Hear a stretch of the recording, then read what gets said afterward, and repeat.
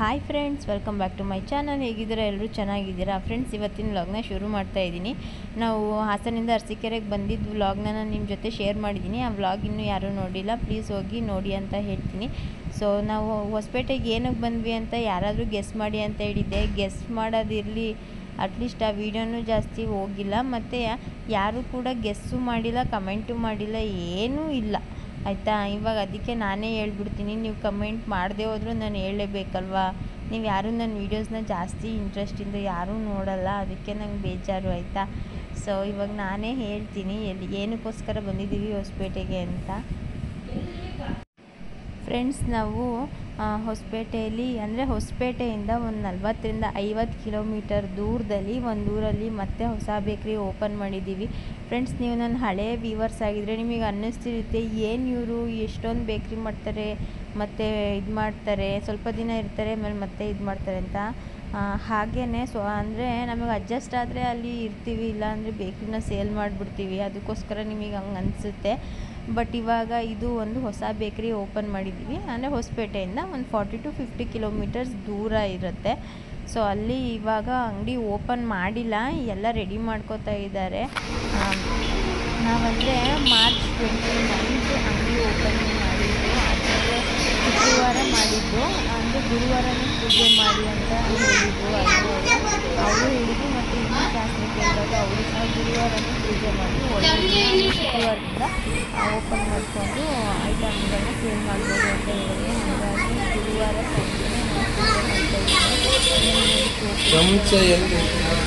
Uncle ಎಲ್ಲ ಪ್ಯಾಕಲ್ಲ, ಗುಲಾಬ್ ಜಾಮೂನ್ ಪ್ಯಾಕಲ್ಲ ಐತೆ.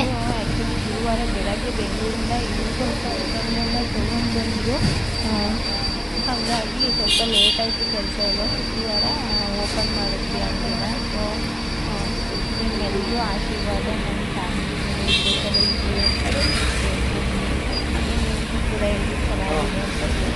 ಇವಾಗ ಸಿಂಪಲಾಗಿ ಆ್ಯಕ್ಚುಲಿ ನಾವು ಅಲ್ಲಿಂದ ಕಸಿ ಪೂಜೆ ಮಾಡಬೇಕಿತ್ತು, ಬಟ್ ನಾವು ಸಿಂಪಲಾಗಿ ಮಾಡ್ಕೊಂಡಿದ್ದೀವಿ.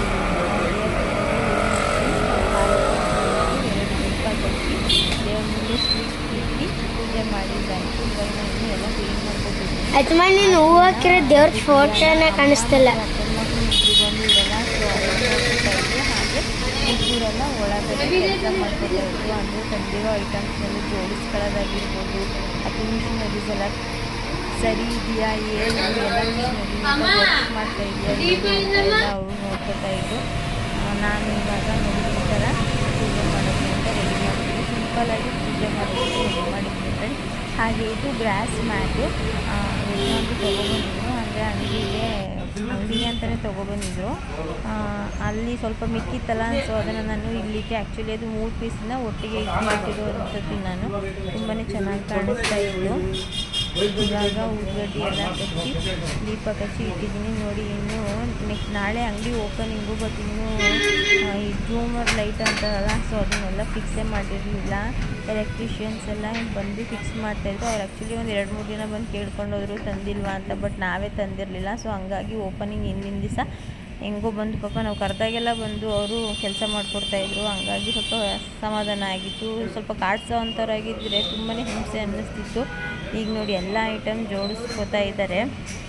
ಅಂದರೆ ನಾಳೆ ಅಂಗಡಿ ಓಪನಿಂಗಿಗೆ ಏನೇನು ಐಟಮ್ ಬೇಕೋ ಅದೆಲ್ಲ ತರಿಸ್ಕೊಂಡು ಎಲ್ಲ ಜೋಡಿಸ್ಕೊಂಡು ಕೆಲಸ ಮಾಡ್ಕೊಳ್ಳೋಕ್ಕೆ ಅಂತ ಹುಡುಗರು ಎಲ್ಲನೂ ಜೋಡಿಸಿಟ್ಟು ನೋಡಿ ಅಲ್ಲೆಲ್ಲ ಬಟ್ಟೆಗಳನ್ನ ಜೋಡಿಸಿ ಹೋಗಿದ್ದಾರೆ. ಸ್ವಲ್ಪ ಸಿಂಪಲ್ಲಾಗಿ ಅಡುಗೆ ಮನೆ ಮಾಡ್ಕೊಂಡಿದ್ವಿ ಅಲ್ವಾ, ಹಾಗಾಗಿ ಅಲ್ಲೇ ಅಡುಗೆ ಮಾಡ್ಕೊಳ್ಳೋದಾಯಿತು. ಎಲ್ಲ ಐಟಮ್ಗಳನ್ನ ತರಿಸಿರೋದು. ಮಕ್ಕಳು ತುಂಬಾ ಹೊರಗಡೆ ಆಟಾಡ್ತಾಯಿದ್ರು. ಸುಮಾರು ಅಂದರೆ ಒಂದು ಬೇಕ್ರಿ ಮಾಡೋದಕ್ಕೆ ಸುಮಾರು ಖರ್ಚಾಗುತ್ತೆ ಫ್ರೆಂಡ್ಸ್. ಮಾತಲ್ಲಿ ಹೇಳೋ ಥರ ಯಾವುದೂ ಇರಲ್ಲ. ತುಂಬ ಕಷ್ಟಪಟ್ಟರೆ ಒಂದು ಬೆಲೆ ಅಂತ ಸಿಗೋದು.